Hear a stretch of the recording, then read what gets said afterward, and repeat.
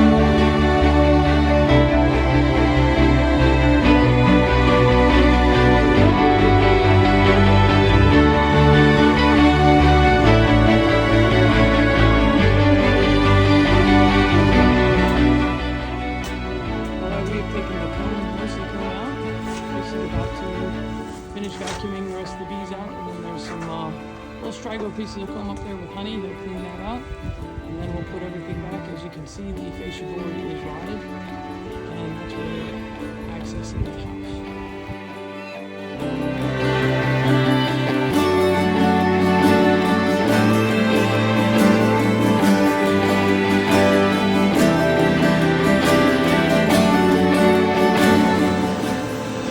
See it?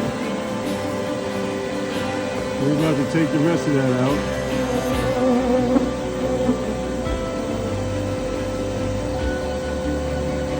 Okay.